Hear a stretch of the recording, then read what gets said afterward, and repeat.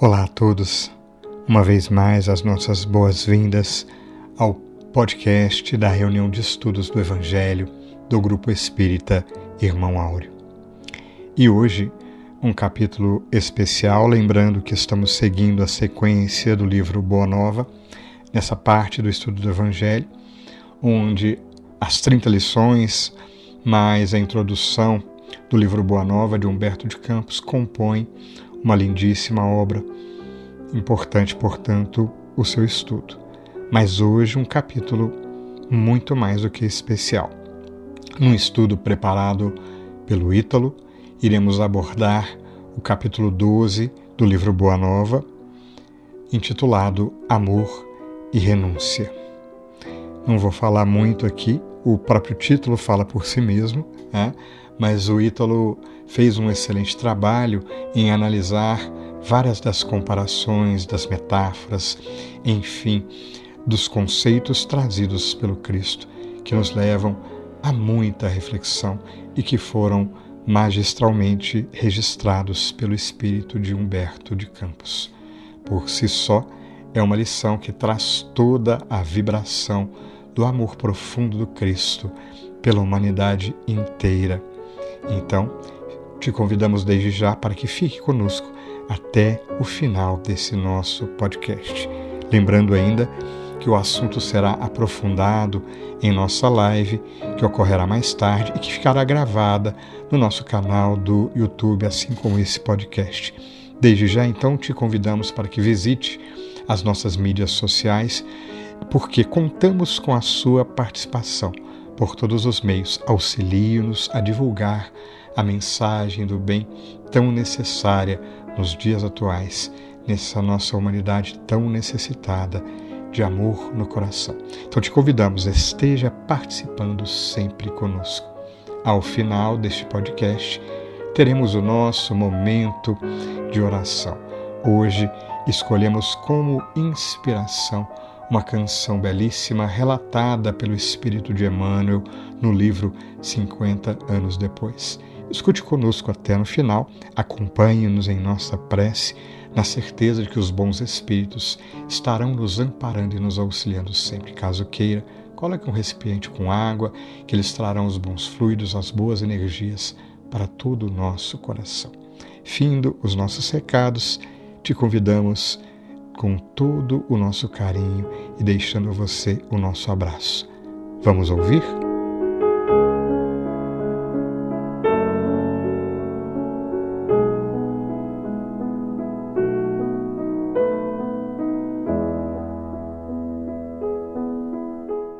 Olá, meus irmãos e irmãs. Hoje, mais uma vez, temos a grata satisfação de podermos falar mais sobre a vinda do nosso Mestre Jesus até o planeta Terra, trazendo as belezas imorredoras do Evangelho da Boa Nova para nos inspirar melhores dias, para ressaltar a nossa vontade de podermos fazer algo melhor de nossas existências, na solidificação ou na compreensão mais profunda de seus ensinamentos imorredouros. Hoje, no capítulo 12 do livro Boa Nova, Amor e Renúncia. Nesse capítulo, veremos o aparecimento do Cristo em sua primeira manifestação pública, nas bodas de Caná, que até tendo transformado água em vinho, tendo sido dado como um milagre pelos que presenciaram o fato, dando início ao seu trabalho de evangelização da humanidade, sendo convidado a uma festa de casamento, junto com Felipe e Natanael, da qual Maria também havia sido convidada, pois era amiga daquela família que comemorava as bodas de seus filhos. Pela importância social que representava, aproveitou para expressar a extensão de seu apostolado desde o início, marcado por momentos intensos. Ele não se ligava aos costumes de sua época, no entanto manteve-se fiel ao trabalho que veio executar, a implantação do reino de Deus nos corações da humanidade. não impondo qualquer reação imediata por parte dos que ouviam, deixando para que cada qual determinasse o seu momento dourado nas aquisições dos valores espirituais a que fomos criados para construir. Bem sabemos que num período tumultuoso, numa sociedade que era prisioneira de cultos e práticas arraigados à letra das leis que vigoravam então, entremeados de violência generalizada. Em certo momento, de volta a Cafarnaum, na residência de Simão Pedro, o apóstolo, assim que pôde, questionou o mestre sobre aquela manifestação. Como assim? Transformou água em vinho? Essa não era uma festa mundana? O uso do álcool seria lícito? Por acaso não permitiria a embriaguez e o exagero de alimentação? O Cristo responde extremamente generoso.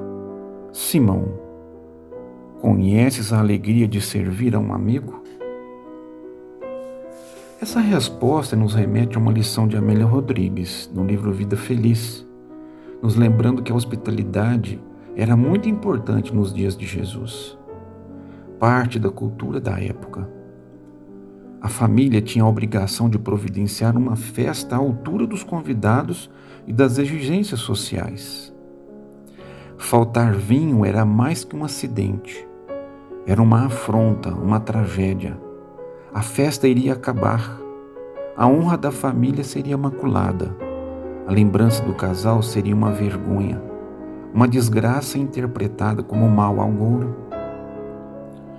Maria, a sua mãe, o pedira para ajudar a evitar tamanha dor, pois ele podia e o fez com alegria. Como ele negaria um pedido da sua mãe, né? Sem questões menores, em nome do amor que viria divulgar entre os povos no decorrer do tempo, pois o reino de Deus deveria ser vinculado desde o início às coisas sãs e felizes. Simão Pedro continuou a ouvir o mestre, que dizia: as bodas de Caná são símbolo da nossa união na terra. Os afetos d'alma são laços misteriosos que nos conduzem a Deus, Simão. Devemos santificar a nossa afeição, proporcionando aos nossos amigos o máximo da alegria. As mais belas horas da vida são as que empregamos em amá-los, enriquecendo-lhes as satisfações íntimas. O apóstolo permanecia com certa estranheza, questionando ainda quanto à incompreensão e retribuição ingrata. Ao que o amigo Jesus com lucidez esclarece: o amor verdadeiro nunca espera recompensas. A renúncia é o seu ponto de apoio e o ato de dar é a essência de sua vida.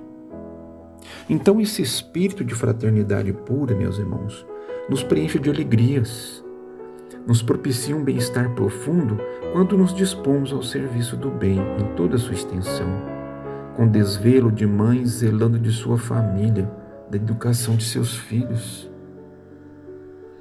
Ponderando ainda, o Cristo profeticamente diz que o vinho de Caná poderá um dia transformar-se em vinagre de amargura. Contudo, sentirei mesmo assim júbilo em sorvê-lo por minha dedicação aos que vim buscar para o amor do Todo-Poderoso. Por que da amargura? Todos temos o pressuposto direito de escolher os caminhos que percorreremos, tomar as decisões que nos sejam pertinentes no tempo que conseguirmos adentrar no entendimento das mensagens grafadas em nossas almas, ensinadas pelo nosso guia e modelo. Ele nunca nos obrigará a segui-lo.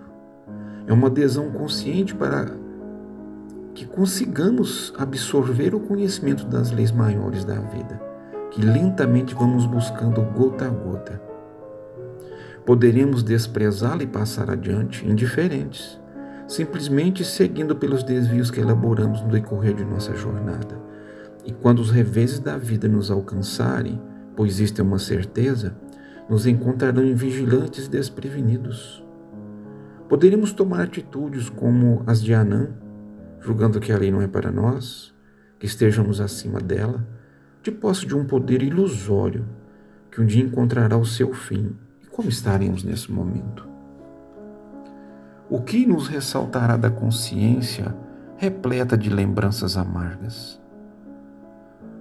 Quando devemos agora dispor nosso raciocínio, nossas mãos, nosso olhar a ouvir o Mestre mais uma vez nos olhando direto na alma, a nos convidar para o banquete que Ele preparou para os que atendam ao seu convite.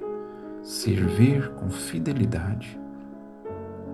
Voltando à obra, quando Simão Pedro, após ouvir tais elucidações, viu suas dúvidas se dissiparem, depois de algum tempo, Jesus deixou perceber que os homens que não colocassem o reino de Deus acima de pais, mães e irmãos terrestres não podiam ser seus discípulos. Quando Simão ainda questionaria sobre os laços sagrados entre os que se estimam, ao que o Mestre, sem surpresa alguma, diz: a minha palavra não determina que o homem quebre os elos santos de sua vida. Antes, exalta os que tiverem a verdadeira fé para colocar o poder de Deus acima de todas as coisas e de todos os seres da criação infinita. Tenho dado aos meus discípulos o título de amigos por ser o maior de todos. Lembramos aqui, meus queridos, de uma lição de Emmanuel no Consolador, item 174.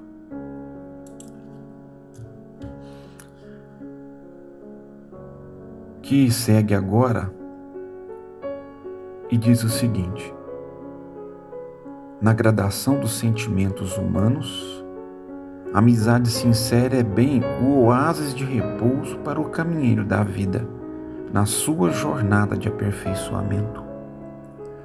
Nos trâmites da terra, a amizade leal é a mais formosa modalidade do amor fraterno, que santifica os impulsos do coração nas lutas mais dolorosas e inquietantes da existência.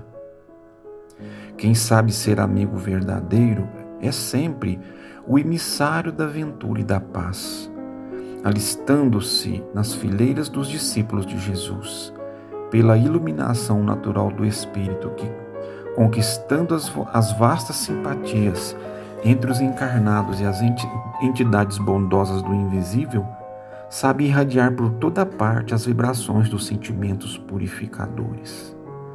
Ter amizade é de coração que ama e esclarece, que compreende e perdoa nas horas mais amargas da vida.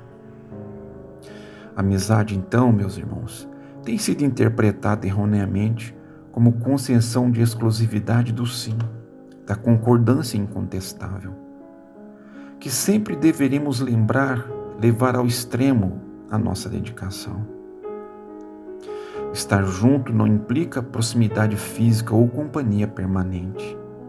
Nossos caminhos são fartos e cada qual tem suas conquistas, seus deveres, seus valores, e ninguém deve ultrapassar os limites da intimidade do outro, sem que lhe seja pedido, mesmo sem palavras, pois o que liga os verdadeiros amigos transcende a matéria e talvez a nossa compreensão, o que nos leva a questionar o tipo de amigo que somos.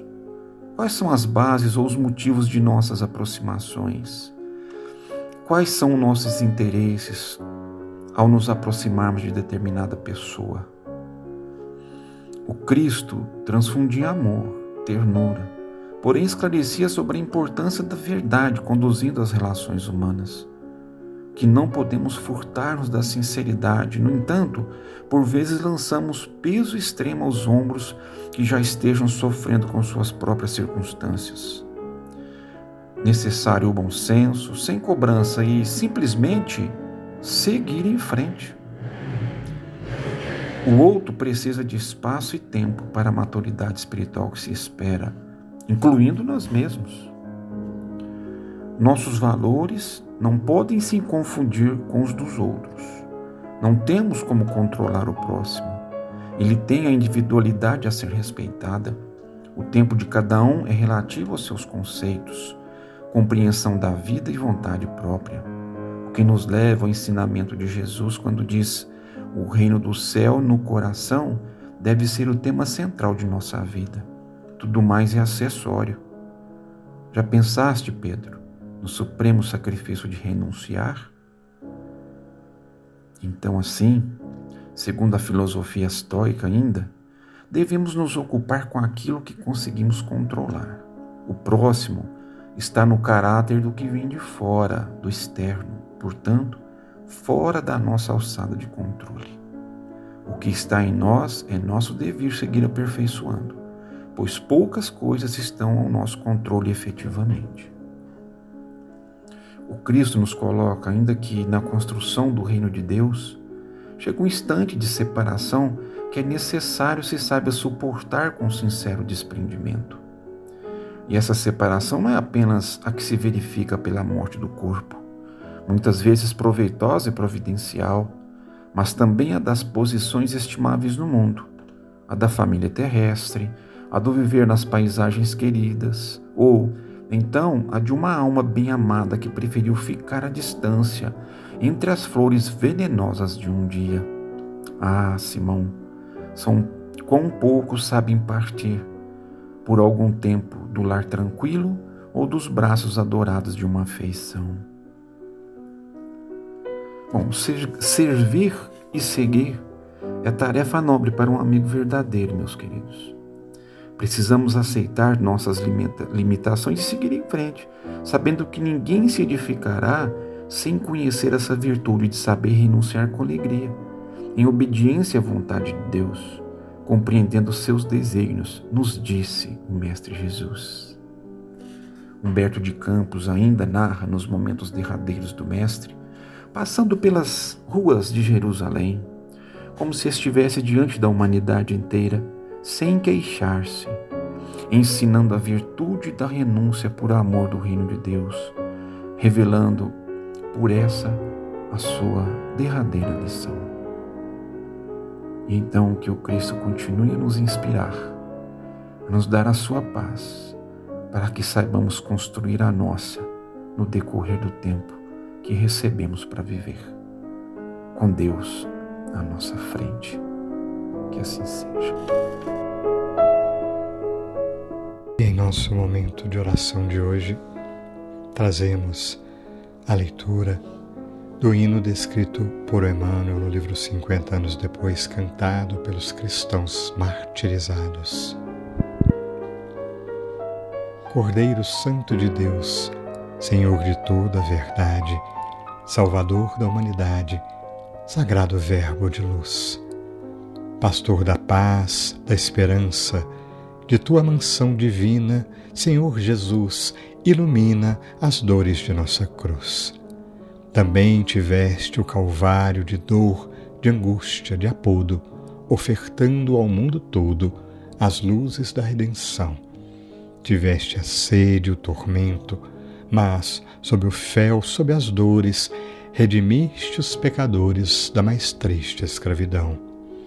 Se também sorveste o cálice de amargor e de ironia, nós queremos a alegria de padecer e chorar, pois, ovelhas tresmalhadas, nós somos filhos do erro, que no mundo do desterro vivemos de te esperar.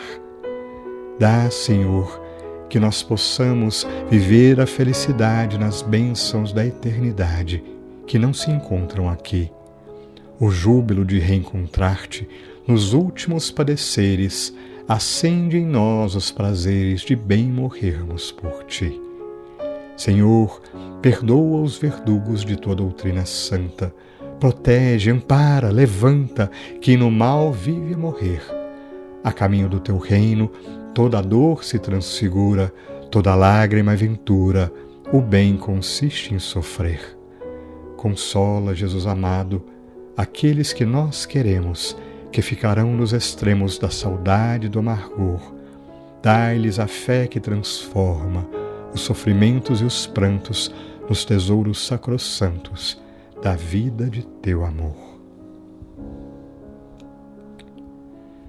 E assim, Jesus, sensibilizados por estas palavras, cantadas no momento de dor extrema,